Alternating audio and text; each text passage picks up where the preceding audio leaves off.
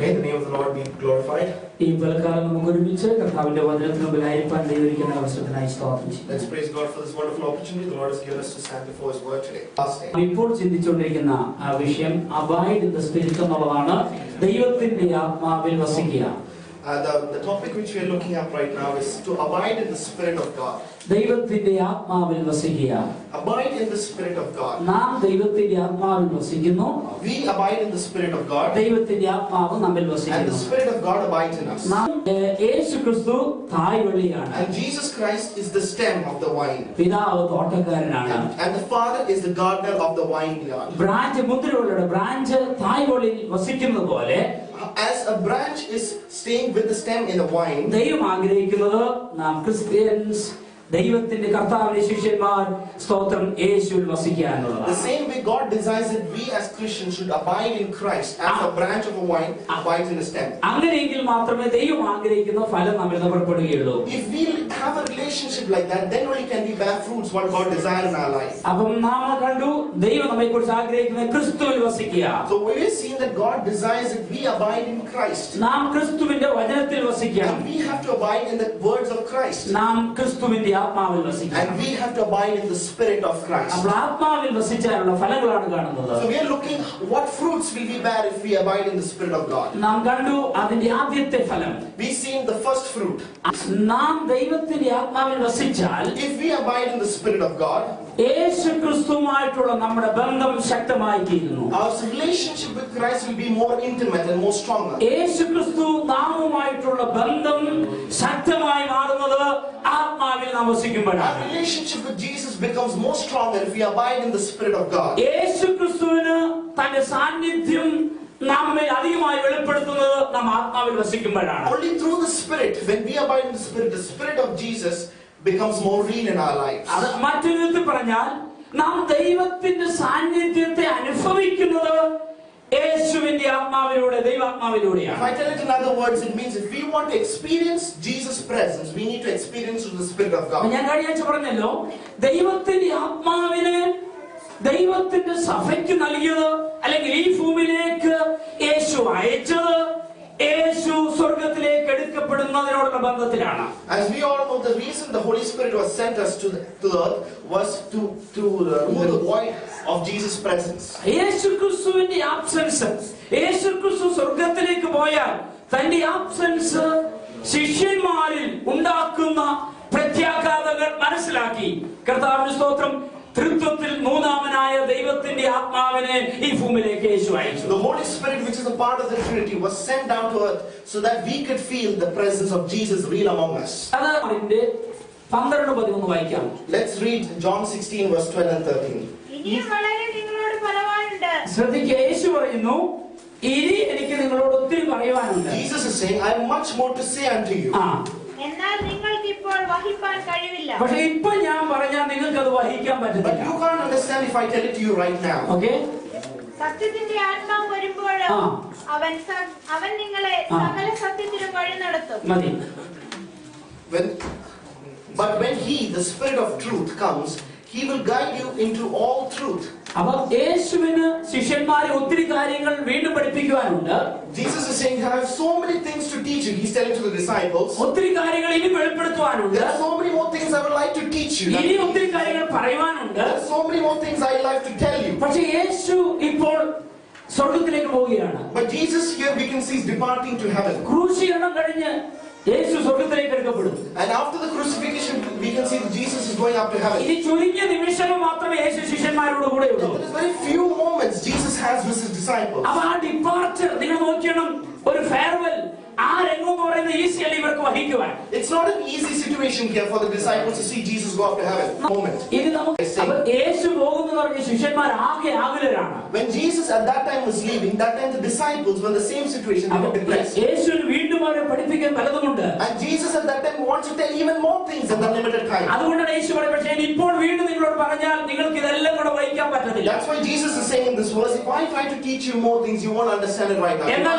എന്നാൽ ഞാൻ പോയിട്ട് ഞാൻ ഇവരെ അയക്കും. But when I go, I will send one person to you. അവൻ വന്നിട്ട് നിങ്ങളെ പഠിപ്പിക്കും. And he will come and he will teach you. അവൻ എന്താ പഠിപ്പിക്കുന്നത്? What is he teaching? അവൻ പഠിപ്പിക്കുന്നത് സത്യമാണ് He is പഠിപ്പിക്കുന്നത്. the Spirit of truth. He will teach you truth. സകല സത്യത്തിലും And He will teach you all truth. അപ്പോൾ യേശുക്രിസ്തുവിന്റെ സാന്നിധ്യത്തെ അഭാവത്തെ മാറ്റുവാൻ യേശുക്രിസ്തുവിന്റെ അഭാവത്തിലാണ് ദൈവത്തിന്റെ ആത്മാവിനെ പരിശുദ്ധാത്മാവിനെ ഇവിടെ The Spirit of God was sent to make the presence of Jesus real in your lives. അതുകൊണ്ടാണ് യേശു യോഹന്നാൻ 14:16 വായിക്കും. 14:16. Let's read John 14:16. എന്നാൽ ഞാൻ പിതാവിനോട് ചോദിക്കും, അവൻ സത്യത്തിന്റെ ആത്മാവെന്ന മറ്റൊരു കാര്യസ്ഥനെ. അവിടെ രണ്ട് പദങ്ങൾ ശ്രദ്ധിക്കണം. സത്യത്തിന്റെ ആത്മാവ്. ഓക്കെ, അവിടേക്ക് പിന്നെ വരാം. മറ്റൊരു കാര്യസ്ഥനെ. Okay, Here it reads, and I will ask the Father, He will give you another counselor to be with you forever. ദൈവത്തിന്റെ ആത്മാവിനെ കുറിച്ച് അവിടെ പറയുന്ന യേശു പറയുന്നു മറ്റൊരു കാര്യസ്ഥൻ. Here it says, what does it say of the Spirit? It says that another counselor will be sent to you. ഞാൻ പോയി കഴിഞ്ഞു കഴിഞ്ഞാൽ മറ്റൊരുവനെ ഞാൻ അയക്കും. Once I leave you, I will be sending someone else for you. അവിടെ വളരെ important മനസ്സിലാക്കേണ്ട യേശു പറയുന്നത് എനിക്ക് പകരമായി ഞാൻ ഒരുവനെ അയക്കും. Here Jesus is saying, instead of me, I will be sending someone else. എന്നെ പോലെ ഒരുവനെ ഞാൻ A അയക്കും. person same like me, I'll send to you people. Another paraclete, എനിക്ക് പകരമായിട്ട് മറ്റൊരുവനെ ഞാൻ അയക്കും. Another person same like me will be sent to you. അവൻ എന്നെ പോലെയുള്ളവന് He തന്നെയാണ്. will be the same character like mine. അപ്പോൾ യേശു ചെയ്തത് ചെയ്യുവാൻ So that whatever Jesus did to do it now, തന്നെ പോലെ ഒരുവനെ to be just like Jesus, ഈ ഭൂമിയിൽ തന്നെ ശിഷ്യന്മാർക്ക് ഇവിടേക്ക് ദൈവം അയക്കുന്നു. Jesus sent His Holy Spirit to His disciples. അപ്പോൾ യേശു ചെയ്ത പ്രവൃത്തി ചെയ്യുവാൻ വേണ്ടി So that whatever Jesus did, the same things can be carried forward. അപ്പോൾ ഞാൻ മറ്റൊരു സ്പിരിറ്റ് ആത്മാവല്ല ഇത്. It is not another spirit. യേശുവിന്റെ തന്നെ ആത്മാവായി It is the same spirit of Jesus. നാം ഈ വായിച്ച വാക്യത്തിൽ ആ പദങ്ങൾ മനസ്സിലാക്കണം. സത്യത്തിന്റെ ആത്മാവെന്ന് When we പറയുന്നത് read these verses, we can see it's the spirit of truth. ഈ നമുക്ക് യോഹന്നാൻ യേശുക്രിസ്തുവിനെ കുറിച്ച് പറയുന്നു യേശുവാണ് സത്യം എന്ന് പറയുന്നത്. When we see John, what he says, Jesus is the truth and the light. സമയമില്ല, പക്ഷെ നോട്ട് ചെയ്യുന്നവർക്ക് യോഹന്നാൻ 1:14 നാം കാണുന്നു യേശുവാണ് സത്യം എന്ന് കാണുന്നു. If you go to John chapter 1 verse 14, it says Jesus is the truth. 14:6 നാം വായിച്ചു, അവിടെ കാണുന്നു യേശുവാണ് സത്യം എന്ന് കാണുന്നു. And if you go to John 14:16, it says Jesus is the truth. അതിനുശേഷം 16:7 കാണുന്നു യേശുവാണ് സത്യം എന്ന് കാണുന്നു. And in 16 verse 7, it says Jesus is the truth. യേശു തന്നെ പറയുന്നു ഞാൻ തന്നെ വഴിയും സത്യവും ജീവനുമാകുന്നു. Jesus is saying that I am the truth, the light and the way. അപ്പോൾ യോഹന്നാന്റെ സുവിശേഷത്തിൽ യേശുവിനെ സത്യമായി ചിത്രീകരിച്ചിരിക്കുന്നു. In the book of John, it shows Jesus as the truth. അപ്പോൾ സത്യത്തിന്റെ ആത്മാവെന്ന് പറഞ്ഞാൽ When it says the spirit of truth, അതിന്റെ അർത്ഥം യേശുവിന്റെ it ആത്മാവെന്നാണ്. means the spirit of Jesus. കഴിഞ്ഞ ആഴ്ച നാം കണ്ടു കഴിഞ്ഞു. We saw last week, അപ്പോസ്തലനായ പൗലോസ് പറയുന്നു Paul is saying to the, ക്രിസ്തുവിന്റെ ആത്മാവെന്ന് പറയുന്നു. he is saying the spirit of Christ. റോമർ 8:9 When we go to Romans 8 verse 9, വായിക്കേണ്ടത് നമ്മൾ കഴിഞ്ഞ ആഴ്ച വായിച്ചതാണ്.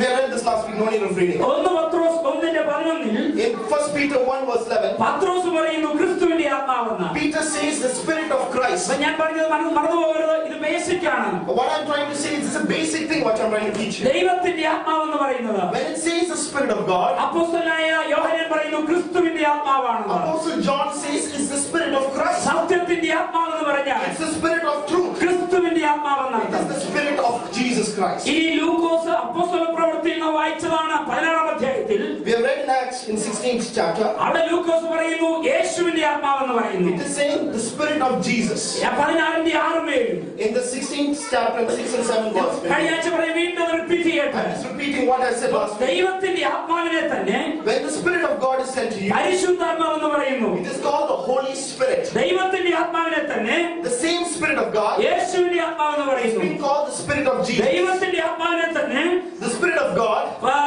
ക്രിസ്തുവിന്റെ ആത്മാവെന്ന് is പറയുന്നു. same called as the spirit of Christ. ദൈവത്തിന്റെ ആത്മാവിനെ തന്നെ The spirit of God is called സത്യത്തിന്റെ ആത്മാവെന്ന് the spirit പറയുന്നു. of truth. അപ്പോൾ സ്വന്തം ദൈവത്തിന്റെ ആത്മാവിൽ വസിക്കുക എന്ന് പറഞ്ഞാൽ When it is said to abide in the spirit of God, വ്യക്തം ക്രിസ്തുവിന്റെ ആത്മാവിൽ it വസിക്കുക. means to abide in the spirit of Jesus Christ. Hallelujah. Hallelujah. അപ്പോൾ യേശു ക്രിസ്തുവിന്റെ ആത്മാവിൽ വസിച്ച് When you live in the spirit of Jesus Christ, യേശു ക്രിസ്തുവിനെ വെളിപ്പെടുത്തുക.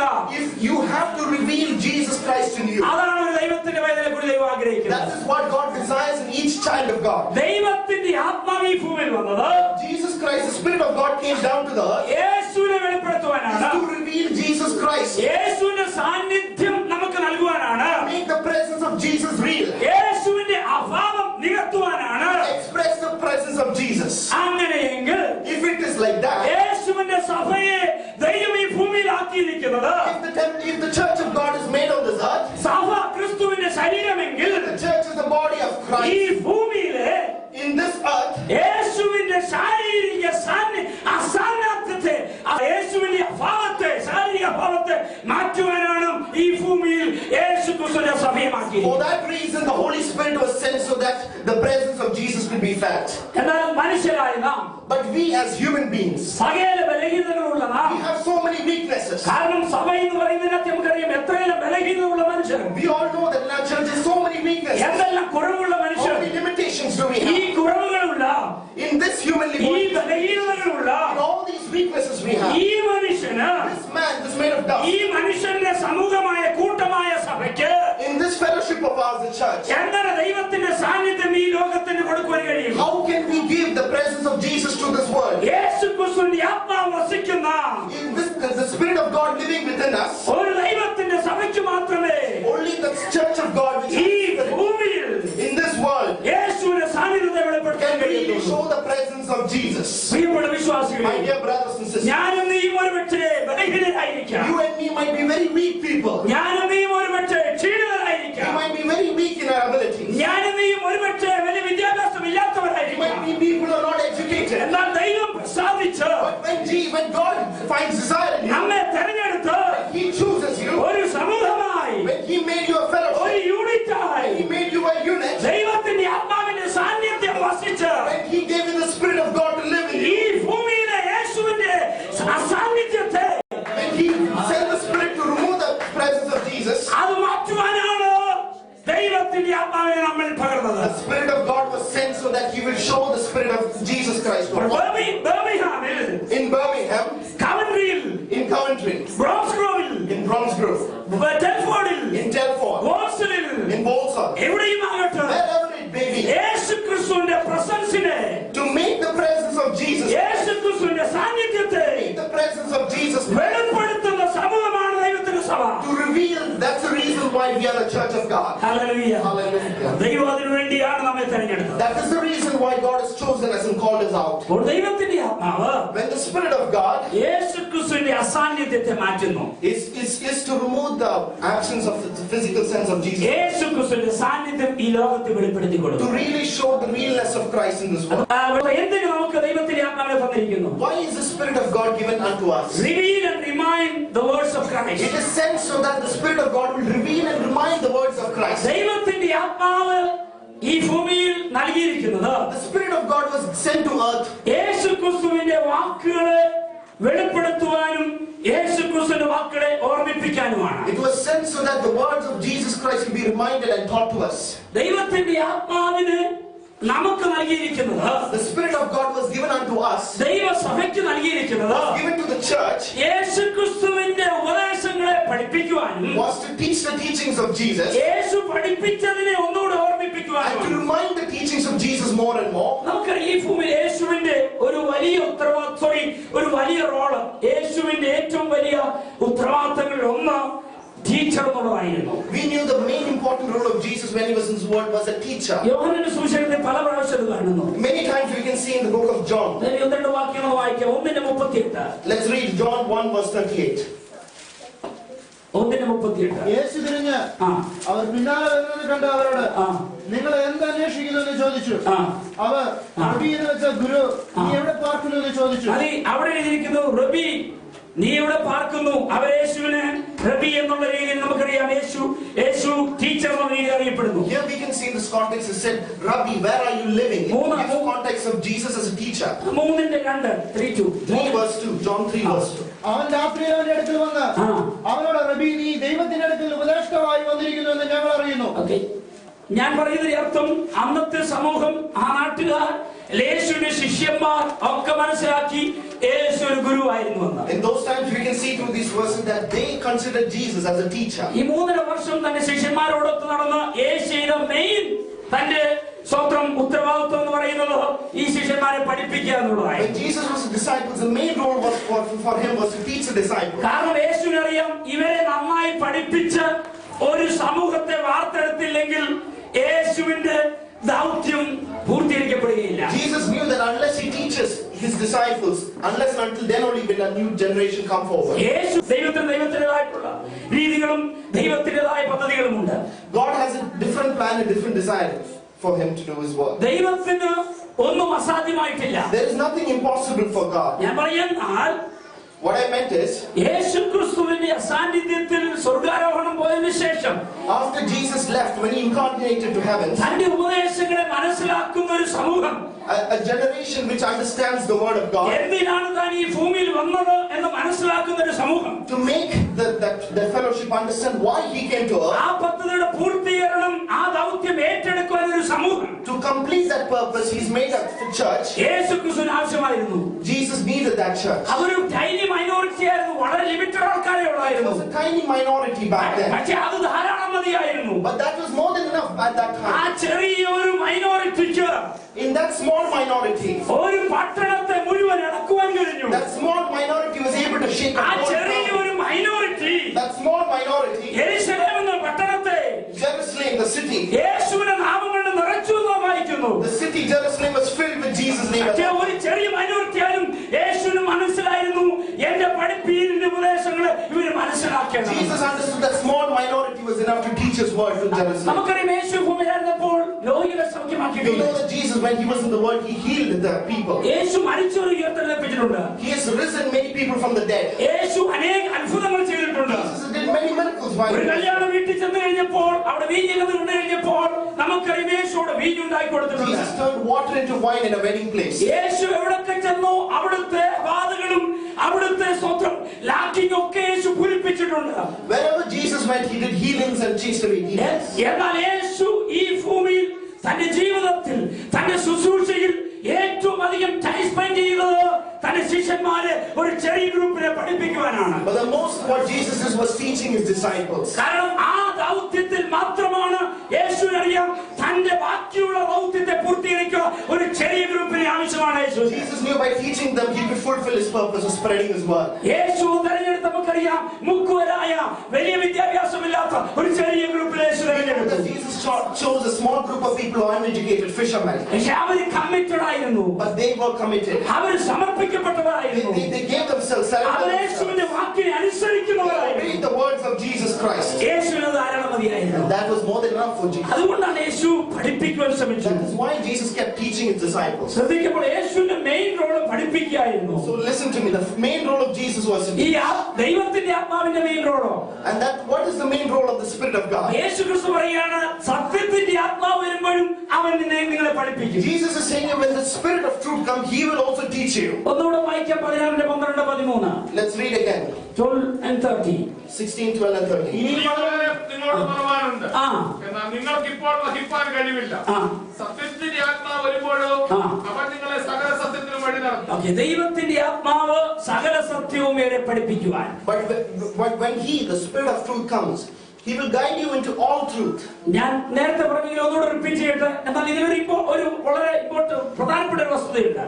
There's a very important thing which you should understand. ദൈവത്തിന്റെ ആത്മാവ് നമ്മെ പഠിപ്പിക്കുമ്പോൾ, When the Spirit of God teaches us, യേശുവിന്റെ പഠിപ്പിയിൽ നിന്ന് യാതൊരു വിധത്തിലും വ്യത്യസ്തമായ ഒരു പഠിപ്പിലല്ല. there is no difference between that teaching and the teaching of Jesus Christ. ഒന്നുകൂടെ റിപ്പീറ്റ് ചെയ്യട്ടെ. Let me repeat this once more. യേശു ക്രിസ്തുവിന്റെ പഠിപ്പിൽ നിന്നും ദൈവത്തിന്റെ ആത്മാവിന്റെ പഠിപ്പിൽ വ്യത്യസ്തമല്ല. There is no difference between the teachings of Christ and the teachings of the Spirit of God. യേശു ക്രിസ്തുവിന്റെ പഠിപ്പിന് വിരോധമായ ഒരു പഠിപ്പിലല്ല. There is no teaching against the teachings of Christ. യേശു ക്രിസ്തുവിന്റെ പഠിപ്പിലും ദൈവത്തിന്റെ ആത്മാവിന്റെ പഠിപ്പിലും തമ്മിൽ ഒരു കോൺഫ്ലിക്റ്റും ഇല്ല. There is no conflicts when the Spirit teaches and when the Spirit of Christ teaches. യേശു ക്രിസ്തു പഠിപ്പിച്ചത് അതേ രീതിയിൽ അതിന്റെ കണ്ടിന്യൂഷനാണ് ആത്മാവ് പഠിപ്പിക്കുന്നത്. The Spirit of God teaches in the same continuation manner of Jesus. യേശു ക്രിസ്തു പഠിപ്പിച്ചത് റിമൈൻഡ് ചെയ്യുകയാണ് ദൈവാത്മാവ് The ചെയ്യുന്നത്. Spirit of God is here to remind us of the teachings of Christ. നോക്കി, ഇവിടെ ഒരു ഇമ്പോർട്ടന്റ് കാര്യമുണ്ട്. There's one more important thing. ദൈവത്തിന്റെ ആത്മാവ് ചെയ്യുന്നത്, The Spirit of God, what is it does? യേശു പറയുന്നു, Jesus Christ says here, ഞാൻ ദൈവത്തിന്റെ സത്യത്തിന്റെ ആത്മാവ് വരുമ്പോൾ, when the Spirit of truth comes to you, അവൻ ഞാൻ നിങ്ങളെ പഠിപ്പിച്ചത് ഓർമ്മിപ്പിക്കും. it will remind you of what I've taught you. അപ്പൊ ശ്രദ്ധിക്കുക, So listen to me. ദൈവത്തിന്റെ ആത്മാവിന്റെ മറ്റൊരു ശക്തി, മറ്റൊരു പ്രവൃത്തി. The other strength of the Spirit of God. ഇതുപോലെ ഞാൻ ധ്യാനിച്ചുകൊണ്ടിരുന്നപ്പോൾ ഞാൻ എന്നെ തന്നെ സമർപ്പിക്കേണ്ടിയായി തീർന്നു. When I was reading this, I surrendered myself to the word.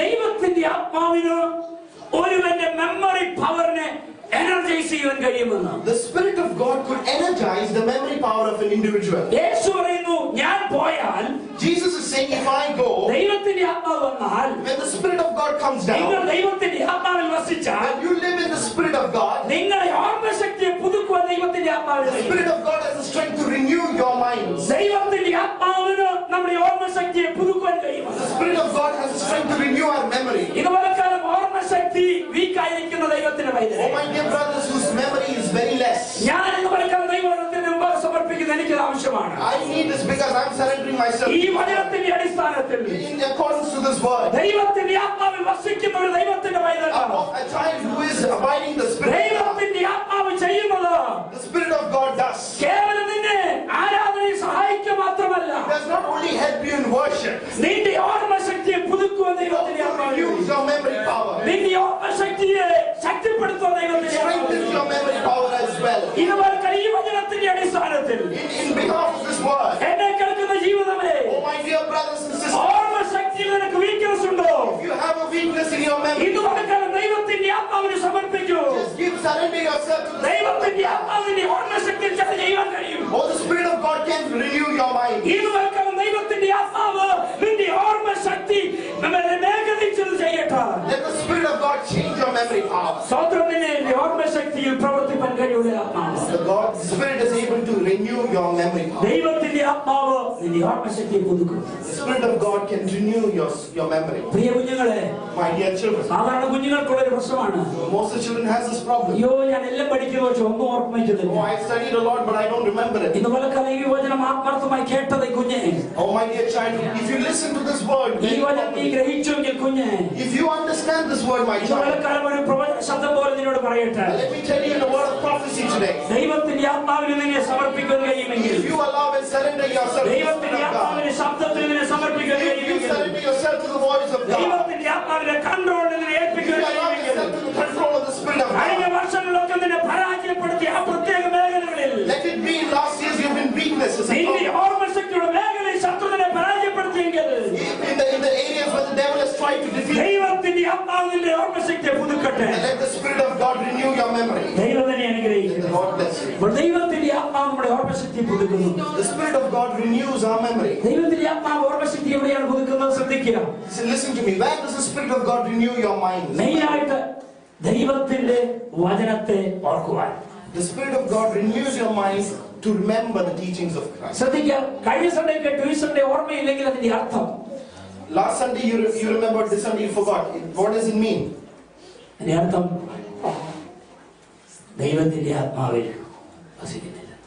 That means the Spirit of God doesn't abide in you. ദൈവത്തിന്റെ ആത്മാവിൽ വസിക്കുന്ന ഒരു ദൈവത്തിന്റെ പൈതൽ, A child who has the Spirit abiding in him, അവൻ കേട്ടത് യഥാർത്ഥ ദൈവത്തിന്റെ വചനമെങ്കിൽ, if he has heard the real word of God before the week before, അവൻ സ്വീകരിച്ചുവെങ്കിൽ, if he has taken it into his heart, അതിനവൻ റെസ്പോണ്ട് ചെയ്തുവെങ്കിൽ, if he has responded to the word of God he's heard before, അവൻ whole വീക്കിൽ ദൈവം അവനോട് the സംസാരിച്ചുകൊണ്ടേയിരിക്കും. whole week the Spirit of God will keep reminding him. ദൈവത്തിന്റെ ആത്മാവ് അവന് വസിക്കുന്ന ദൈവാത്മാവിനോട് പറയും എവിടെയാണ് ക്രമപ്പെടുത്തേണ്ടത്.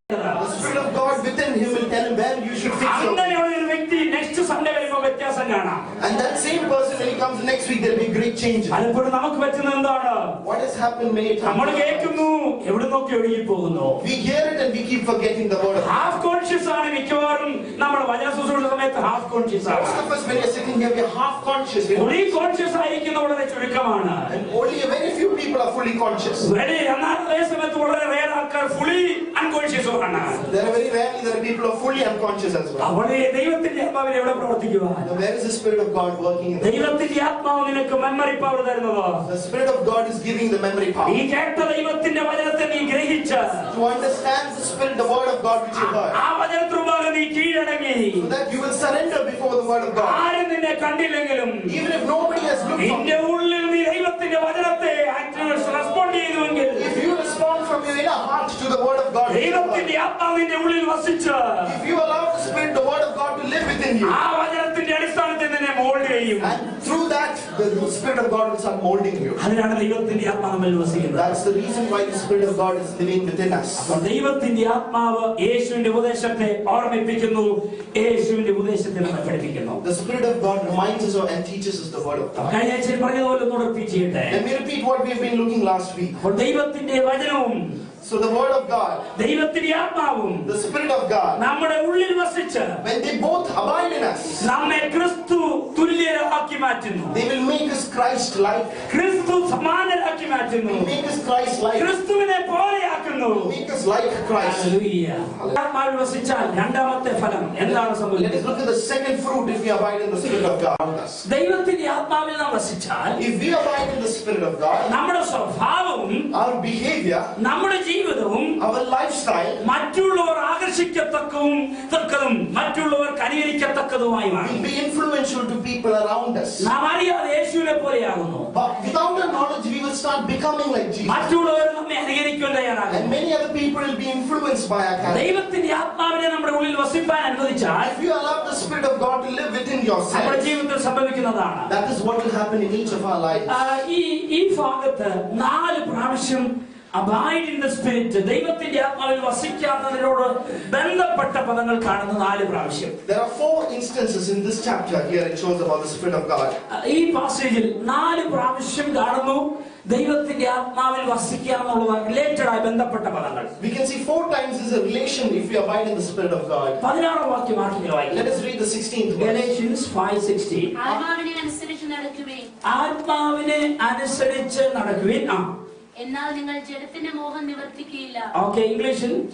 So I say, live by the Spirit. Okay, ആത്മാവിനെ അനുസരിച്ച് നടക്കുക. Live by the Spirit. Okay, that's live by the Spirit. ആത്മാവിനെ അനുസരിച്ച് നടക്കുക. So you will not gratify. ആത്മാവിനെ അനുസരിച്ച് നടക്കുക. Okay, let's live by the Spirit. 18 വാക്യം. The second point was 18 please. ആത്മാവിനെ അനുസരിച്ച് നടക്കുന്നു എങ്കിൽ ആത്മാവിനെ അനുസരിച്ച് If നടക്കുന്നു. you are led by the Spirit. Led by the Spirit. Second point is led by the Spirit. Okay, basically ഒന്ന് ആത്മാവിൽ ജീവിക്കുന്നു. The first is live by the Spirit. ആത്മാവിനാൽ ജീവിക്കുന്നു. The second one is led by the Spirit. First one ആത്മാവിനാൽ ജീവിക്കുന്നു. Living by the Spirit. രണ്ട് ആത്മാവിനാൽ നയിക്കപ്പെടുന്നു. And the second is led by the Spirit. ഇനി 25 വാക്യം. If you go to the 25th verse, it reads, ആത്മാവിനാൽ നാം ജീവിക്കുന്നുവെങ്കിൽ ആത്മാവിനാൽ ജീവിക്കുന്നു. since we live by the Spirit. Again, ആദ്യത്തെ പറഞ്ഞ ആത്മാവിനാൽ ജീവിക്കുന്നു. The same again is repeated, live by the Spirit. അതായത് നാം ജീവിക്കുന്നത് If we are living, നമ്മുടെ കാഴ്ചയാലല്ല, it is not by our sight. മറ്റാരുമല്ല നമ്മെ നയിക്കുന്നത്. Nobody else is leading us, ആത്മാവിനാൽ നയിക്കപ്പെടുന്നു. but we are being led by the Spirit. ആത്മാവിനാൽ ജീവിക്കപ്പെടുന്നു. We are living by the Spirit. Okay, ഇനി 25 ലാസ്റ്റ് ഫ്രേസ്. ആത്മാവിനെ അനുസരിച്ച് നടക്കുകയും ചെയ്യുക. ആത്മാവിനെ അനുസരിച്ച് നടക്കുക. ഓക്കേ, ഇംഗ്ലീഷിൽ. Let us keep in step with the Spirit. Any other? Guided by the Spirit. Okay. ദൈവത്തിന്റെ ആത്മാവിനാൽ guide ചെയ്യപ്പെടുക. Let us be guided by the Spirit. Okay. അപ്പോൾ ദൈവത്തിന്റെ ആത്മാവിൽ വസിക്കുക.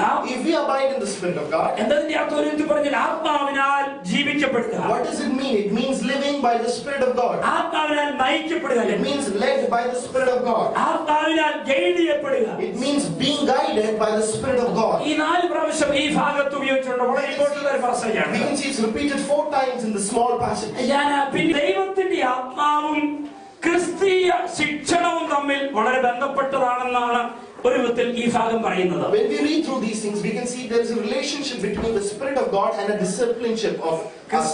Christian discipline. Christian discipline. ദൈവത്തിന്റെ ആത്മാവും നമ്മുടെ ആത്മീയ ശിക്ഷണവും വളരെ ബന്ധപ്പെട്ടതാണ്. There is a relationship between the Spirit of God and our discipline in our lives. ശ്രദ്ധിക്കുക, ദൈവത്തിന്റെ ആത്മാവിൽ വസിച്ചാൽ, if you abide in the Spirit of God, ദൈവത്തിന്റെ ആത്മാവ് നമ്മുടെ ക്രിസ്തീയ ജീവിതം ഒരു പ്രത്യേക ജീവിതമാക്കി മാറ്റും. the Spirit of God will make us very disciplined in our lives. Very distinctive in our lives. അതുകൊണ്ട് പറയട്ടെ, ദൈവത്തിന്റെ ആത്മാവിൽ നാം വസിച്ചാൽ, if we abide in the Spirit of God, നമ്മുടെ ജീവിതം our Christian life, മറ്റുള്ളവരിൽ നിന്നും it will from different people, ഒരു വ്യത്യസ്ത ജീവിതമായിരിക്കും. it will be very distinctive, very different. ഒരു നിസ്തുല്യ ജീവിതമായിരിക്കും. It will be a very unique lifestyle. ഒരു വളരെ പ്രത്യേകതയുള്ള ജീവിതമായിരിക്കും. It will be a very unique lifestyle if we allow the Spirit to live in us. അതൊരു അസാധാരണ ജീവിതമാണ്. It is an impossible lifestyle in our human sense. അത് ആർക്കും അങ്ങനെ സാധാരണ രീതിയിൽ എത്തിപ്പെടാൻ പറ്റുന്ന ലൈഫല്ല. Nobody can easily reach that level. ഒരു പ്രത്യേക ജീവിതത്തിലൂടെ It's a very different, unique lifestyle. എല്ലാവർക്കും അത് സാധ്യമല്ല. Not everybody could do that or have that lifestyle. ദൈവത്തിന്റെ ആത്മാവിൽ വസിക്കുന്ന ഒരു ദൈവത്തിന്റെ Only a person who is in the Spirit of God could be able to live that lifestyle. ആത്മാവിൽ വസിക്കുക എന്നതും abiding in the Spirit, ആത്മസ്നാനം എന്നതും രണ്ടും രണ്ട് കാര്യമാണ്. and Holy Spirit baptism is two different things. ആത്മാവിൽ വസിക്കുക എന്നത് Abiding in the Spirit, ദൈവ ആത്മസ്നാനത്തിൽ നിന്നും വ്യത്യസ്തമാണ്. it is very different from Holy Spirit baptism. അപ്പം ദൈവത്തിന്റെ ആത്മസ്നാനം ആത്മാവിൽ വസിക്കുന്നത് തുല്യമായിട്ട് എടുക്കരുത്. Do not take it that having the Holy Spirit baptism, abiding in the Spirit. കഴിഞ്ഞ പറഞ്ഞുകൂടെ പറയട്ടെ. Let me tell you what I said in the last week. അപ്പോൾ ആത്മസ്നാനം പ്രാപിച്ച ഒരു ദൈവത്തിന്റെ പൈതല്, a person who is having the holy tongues in his life, ഒരു അതായത് 5 വർഷത്തിന് മുമ്പ് ആത്മസ്നാനം പ്രാപിച്ചു. he must be a person who's received it 5 years ago. അവനിൽ ആത്മാവിനാൽ നടക്കപ്പെടണമെന്നത് വലിയ important വിഷയമൊന്നുമല്ല. It doesn't mean that he should be led by the Spirit or led by the Spirit. ഒരു പ്രത്യേക സാഹചര്യത്തിൽ when a situation, a particular situation comes in his life, ഒരു പ്രത്യേക സന്ദേശത്തിന് മുമ്പിൽ സമർപ്പിച്ചപ്പോൾ, in a particular situation when he surrendered himself, ദൈവത്തിന്റെ ആത്മാവിൽ കടന്നു വന്ന ആത്മസ്നാനം എന്നുള്ള എക്സ്പീരിയൻസ് അവൻ ലഭിച്ചിരിക്കും. he must have got this holy tongues at that situation. അപ്പൊ ആത്മസ്നാനത്തിന്റെ പ്രത്യക്ഷമായ, ഞാൻ പറയുന്ന പദങ്ങൾ നിങ്ങൾ ശ്രദ്ധിക്കണം, ഒരടയാളമാണ് അന്യഭാഷ എന്നുള്ളത്. It's a sign to show that the Holy Spirit is living in you. അപ്പോസ്തല പ്രവൃത്തിയിൽ നാം കാണുന്ന ആദിമ നൂറ്റാണ്ടിലെ സഭ കടന്നുപോയതില് സ്വന്തം മനസ്സിലാക്കിയ അനുഭവങ്ങളിൽ അന്യഭാഷ എന്നുള്ളത് ആത്മസ്നാനം പ്രാപിച്ചതിന്റെ ഒരു അടയാളമായി നാം അവരുടെ അനുഭവമായി കാണുന്നു. We can see in the first church, we can see it's a sign to show the Holy Spirit has come in the first church. A sign. A sign. Okay.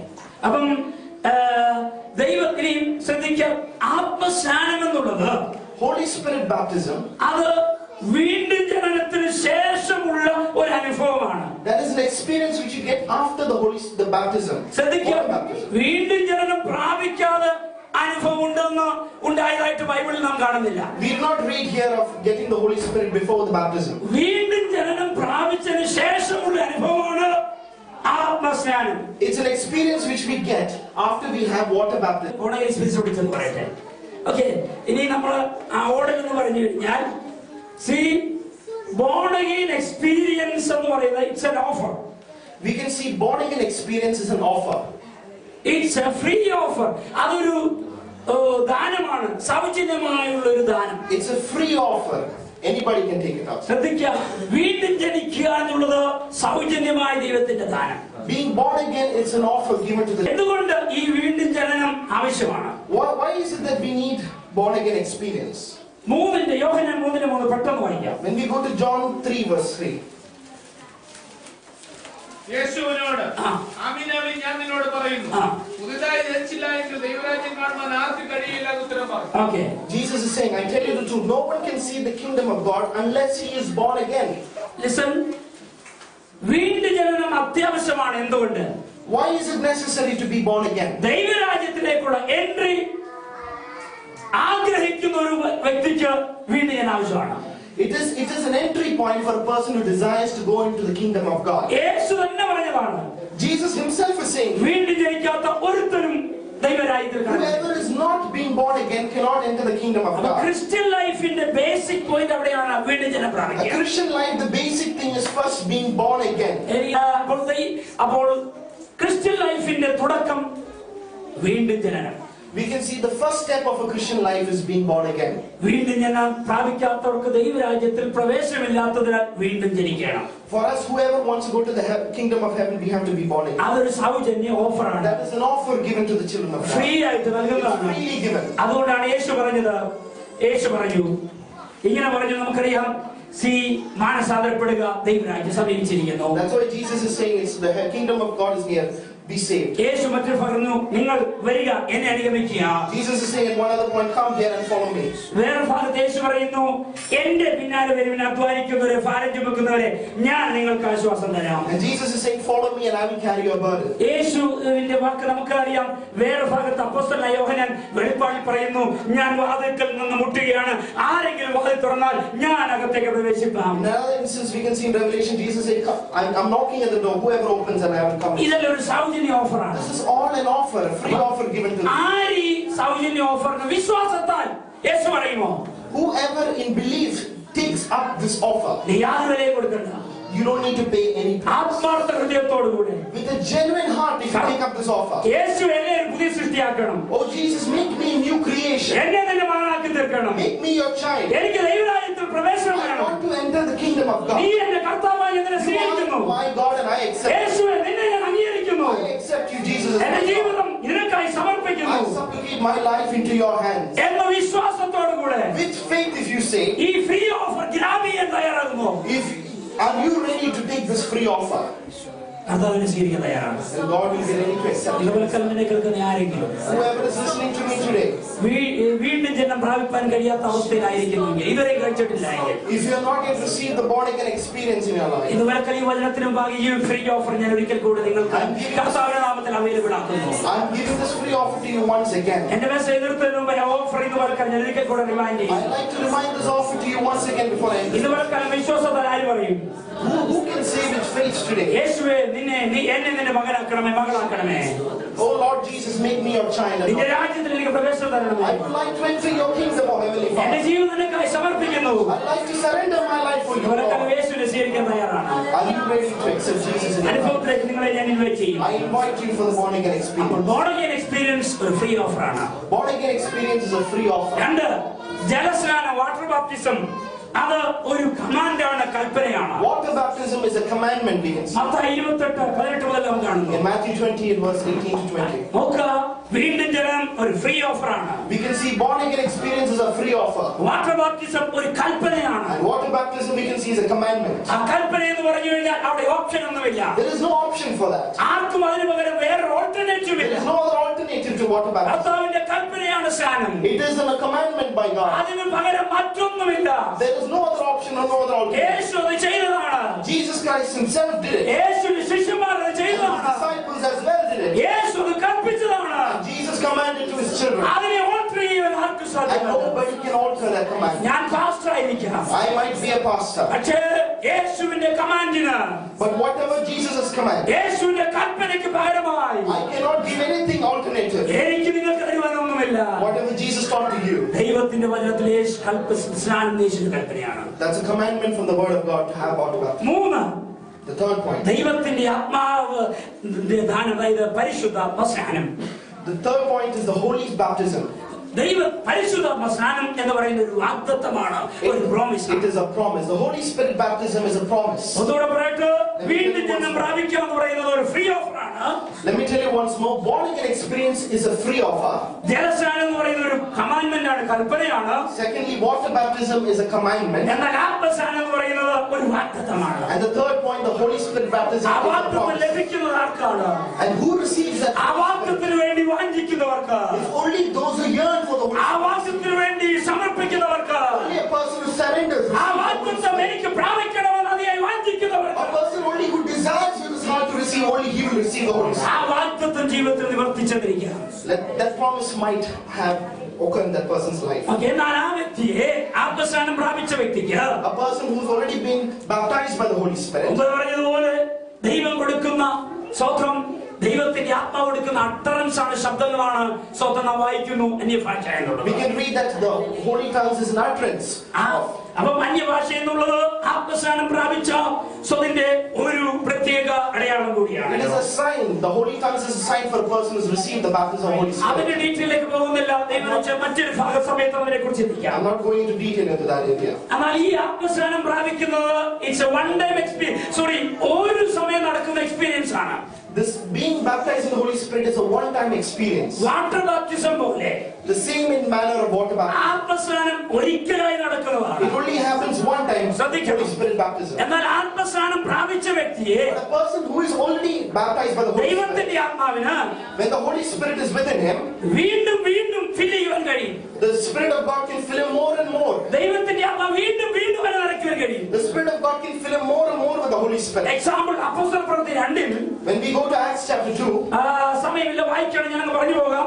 അവിടെ ശിഷ്യന്മാര് ആത്മസ്നാനത്താൽ നിറഞ്ഞു. we can see the disciples were filled with the holy tongues. അത് കഴിഞ്ഞിട്ട് We can see after that, 4-ാം അധ്യായത്തിൽ വരുമ്പോൾ അവര് persecute ചെയ്യപ്പെട്ടു, ഉപദ്രവിക്കപ്പെട്ടു. and in the 4th chapter we can see when they were persecuted, the Spirit of God came upon them. അവർ ഒരുമിച്ചിരുന്ന് പ്രാർത്ഥിച്ചു. And when they prayed together, അവർ പ്രാർത്ഥിച്ചപ്പോൾ when they were praying together, ഇങ്ങനെ എഴുതിയിരിക്കുന്നു, it is written like this: ദൈവത്തിന്റെ ആത്മാവ് വീണ്ടും അവരെ നിറച്ചു. the Spirit of God filled them once more. എന്നിട്ട് എന്തോ ചെയ്തവര്? What happened after that? അവർ ശക്തിയോടെ ദൈവവചനം പ്രസംഗിച്ചു. And with boldness they were able to tell the word of God. ദൈവത്തിന്റെ ആത്മാവ് വീണ്ടും വീണ്ടും നിറയ്ക്കാൻ ശക്തനാണ്. The Spirit of God is able to fill you more and more. പ്രത്യേക ടാസ്കുകൾക്ക് വേണ്ടി, ഉദ്ദേശങ്ങൾക്ക് വേണ്ടി, For different tasks, the Spirit of God can keep filling you. പ്രത്യേക പദ്ധതികൾക്ക് വേണ്ടി, For different purposes to be പ്രത്യേക accomplished. ദൗത്യ പൂർത്തീകരണത്തിന് For വേണ്ടി. different purposes to be accomplished. ഇതുപോലെ കലവനെ കേൾക്കുന്ന ദൈവത്തിന്റെ My വൈദ്യുതി dear brothers and sisters who ഈ listen, ഒരു പക്ഷേ ജീവിതത്തിൽ ഒരിക്കൽ ആത്മസ്ഥാനം പ്രാപിച്ചിരിക്കാം. you might be received the Spirit of God. അതുകൊണ്ട് നീ Do സംതൃപ്തിപ്പെടരുത്. not be just happy with ഈ that. മരുഭൂമി യാത്രയിൽ In this life in the wilderness, നിന്റെ ജീവിത യാത്രയിലെ വെല്ലുവിളികളെ നേരിടുവാൻ there will be many people to shout against you. ദൈവത്തിന്റെ ആത്മാവിനെ വീണ്ടും വീണ്ടും നിറയ്ക്കുവാൻ Let the Spirit of God fill you more and more once again. ദൈവത്തിന്റെ ആത്മാവിന് മനസ്സുണ്ട്.